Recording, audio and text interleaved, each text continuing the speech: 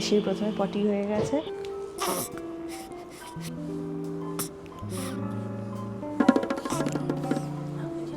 আমরা খুব আস্তে আস্তে কথা বলছি।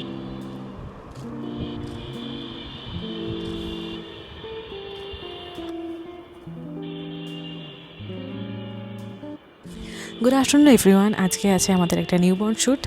আমরা এখন আছি আম্রপালি রেমিনিসেন্সের স্টুডিওতে, আমাদের স্টুডিওতে। অলরেডি আপনারা দেখতে পাচ্ছেন দুটো সেট আপ এখানে রেডি আছে ব্যাক টু ব্যাক।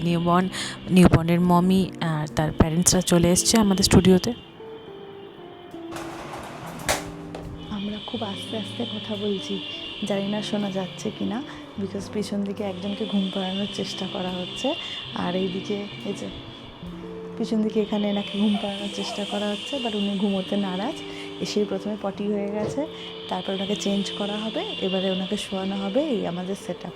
এদিকে হচ্ছে সুইং আর ওদিকে হচ্ছে আমাদের রকস্টার। দেখি আমাদের রকস্টার আজকে কীরকম পারফর্ম করে। সুড়সুড়ি খাচ্ছে। কন্ট্যাক্ট দিদি ভাই শর্মিষ্ঠা দি, ওর থেকে ভালো সুড়সুড়ি আমরা কেউ দিতে পারি না।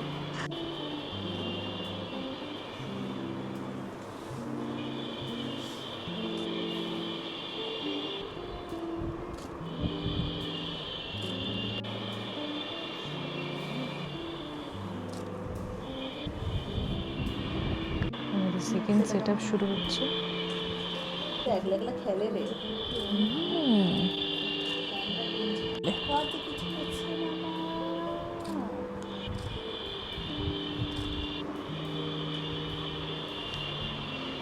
এরকম সিচুয়েশনে তিনজন বসে আছে। তো এখন ঘরেতে আলো একটু কম আছে, বিকজ আমরা এখন বেবি এখন একবার ফিডিং মানে একবার পটি করেছে, তো পেটটা একদম খালি হয়ে গেছে, তো খাওয়ার জন্য মুখটা সমানে করছে। তো this are some like indication যে খেলে খেতে পারে। হাতটা আমাদের সামনে ধরলে অনেক সময় বেবি কার্পেটটাও পড়ে গেছে, দেখলাম সাইমালটেনিয়াসলি। নট নেসেসারি সবসময় বেবি রামেন করলেই খেতে দিতে হবে। আর খাওয়ার টাইম হয়ে গেছে, মানে পটি করেছে, পেটটাও পড়ে গেছে, তো খাওয়াটা মুখে ধরতে খেয়েছি। এখন আমরা নেক্সট ডে লবস্টারে আমি দুটো সেটা অলরেডি ডান। তো ভেজ আপডেট, নেক্সট টাইমে যে বেবিকে ফিট করানো হচ্ছে, মামা অ্যান্ড দিদি সব বসে নেক্সট আমরা এখানে করবো, খালি চেয়ারটাকে আমরা চেঞ্জ করবো, বিকজ অ্যাজ পার বেবি এটা এখন বড় হয়ে গেছে, তো আমরা অন্য একটা চেয়ার করবো যেটা বেবিকে ফিট করবে ভালো, because baby fitty is a thimble. Next set up হচ্ছে রকস্টার। আমরা রকস্টারে মুভ করছি আমাদের আজকে থার্ড সেট আপ। সৌমিতা দিয়ে হাত স্যানিটাইজ করে নিচ্ছে, শর্মিষ্ঠা দিয়েও অ্যাজ ইট ইজ প্রত্যেকটা সেট আপের পর বেবিকে টাচ করার আগে হ্যান্ড স্যানিটাইজ করে নেয় ঠিক করে।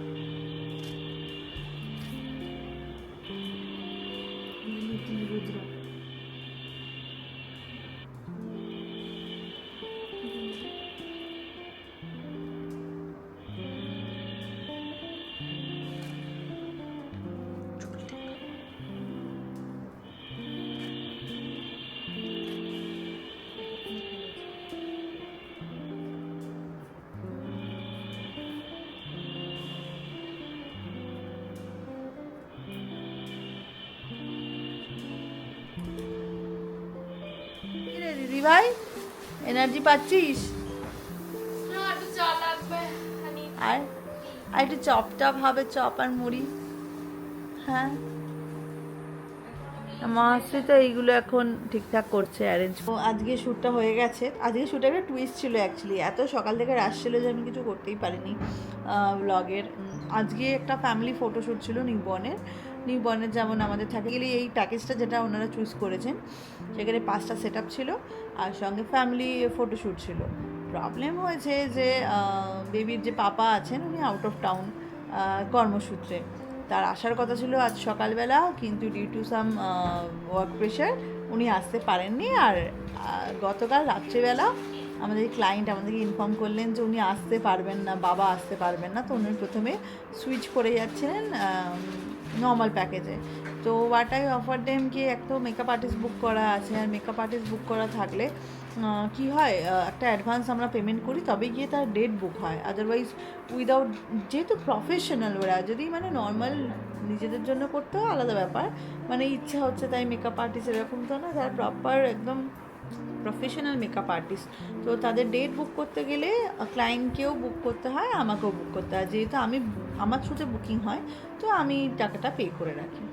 তো এবারে সিচুয়েশান হচ্ছে যে যেহেতু ওই দিকেও একটা টাকা রয়ে গেছে আর এদিকেও হচ্ছে আমার কাছে যে কোনো কেউ যদি উইথ মেকআপ রেঞ্জ থেকে স্টার্টিং যে প্যাকেজ কেউ যদি বুক করে ম্যাটারনিটির সময়, তারা যদি নিউবর্ন করায় তো তাদেরকে আমরা একটা 1000 রুপি ডিসকাউন্ট ভাউচার দিই। দ্য প্রবলেম ইজ লাইক, তো দাদা তো আসতে পারবেন না, এবার ওরা ভাবছে যে করবো কি করবো না। আমি বললাম যে দেখো তোমার 1000 রুপি ওদিকে যাবে, এদিকে তুমি তোমার ডিসকাউন্টটাও পাবে না। তো আমার টিম আমাদের একটা খুব ভালো সাজেশন দিল, যেটা আমাদের ক্লায়েন্টেরও খুব পছন্দ হলো। সেটা হলো যে এখন বাচ্চাটা করিয়ে নিতে দাদা যখনই আসবেন, 1 মাস হোক 2 মাস হোক যখনই আসুন পরেতে, তখন এসে একবার করে, তখন আমি আলাদা করে সেটার জন্য আমি আর কোনো চার্জ নেব না, কারণ তারা অলরেডি এখন করে গেছেন আর এই টাইমে ওরা নিজেদের জন্য কোনো শ্যুট করেনি। তো তখন আমরা একটা শ্যুট করে দেবো ছোট্ট করে। বাই, এখন শর্মি বেরিয়ে যাচ্ছে। শর্মির আজ একটু doctor appointment, Sharmi bye bye করে দাও, বাই বাই। তো এখন বাকিরা আছে, শর্মির যে ডক্টর অ্যাপয়েন্টমেন্ট আছে, তো ওকে শ্যুটের পরেতেই অনেকক্ষণ ছিল, ওর অনেক আগে বেরিয়ে যাওয়ার কথা, বাট লাইক ও কাজ শেষ করে তারপরেতেই বেরোলো। আর নেক্সট হচ্ছে যে যেটা নিয়ে আলোচনা করছিলাম যে এরকম অবস্থায় কি করা যায়। তো আমি বলি দেখুন বাচ্চার বয়সটা এমন বয়স যে ওটা ধরে রাখা যায় না, রাইট? তো ওই জন্য বাচ্চার যে শ্যুটটা সেটা ইমিডিয়েট পারপাসে করে নিক, বাচ্চা বাবা মা মানে প্যারেন্টসরা যখন একসঙ্গে টুগেদার হবেন তখন আলাদা করে একটা শ্যুট করিয়ে নেওয়ার জন্য। তো এই ক্ষেত্রে যেহেতু আমরা উইথ প্যারেন্টসেরই বুকিং ছিল, তো আমরা এখন শুধুমাত্র বাচ্চাটা করে রেখে দিলাম। আর নেক্সট দিনে খালি যখন আসবেন তখন জাস্ট আধ ঘন্টা কি 1 ঘন্টা টাইম লাগবে আমার শ্যুটটা করার জন্য, যেটুকুনি টাইম লাগবে মেকআপে। তো ওনারা বললেন হ্যাঁ এটা ভালো অপশান, যদি এটা করা পসিবল হয় তাহলে তো ভালোই হয়, কারণ উনি একা অ্যাজ এ মমই শ্যুট করতে চাইছেন না, কারণ পাপাকে ছাড়া উনিও মিস করবেন।